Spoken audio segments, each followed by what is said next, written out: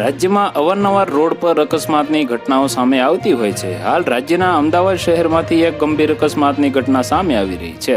સવારે 10:30 વાગ્યાના આસપાસ આ અકસ્માતની ઘટના બની હતી। આ અકસ્માતમાં 15 વર્ષીય વિદ્યાર્થી અમનનું મોત નીપજ્યું હતું। ફૂલ ઝડપે આવતી એક ઇકો ગાડીએ અમનને 200 મીટર જેટલો ઢસડીને ઇજાગ્રસ્ત કર્યો હતો।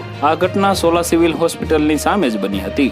માતા પિતા વગરના અમનનું સોલા સિવિલ હોસ્પિટલમાં સાધનોના અભાવે મોત નીપજ્યું હોવાનો પરિવારના લોકો દ્વારા આક્ષેપ મૂકવામાં આવ્યો છે। મળતી માહિતી અનુસાર સવારે 9 વાગ્યે અમન ઘરેથી નીકળી મેટ્રોમાં કોલેજ અભ્યાસ કરવા માટે જતો હતો। રોજની જેમ ગયા શુક્રવારે સવારે પણ કોલેજમાં એસાઇનમેન્ટ સબમિશન માટે કોલેજે ગયો હતો। તે દરમિયાન અમન મિત્ર સાથે હાઈવે સાઈડની બાજુ રોડ પર કરવામાં આવેલા સફેદ પટ્ટાની અંદર સાઈડમાં ઊભો હતો। તે દરમિયાન ફૂલ ઝડપે આવેલી એક ઇકો ગાડી આવી અને અમનને ઢસડીને 200 મીટર સુધી દૂર લઈ ગઈ હતી।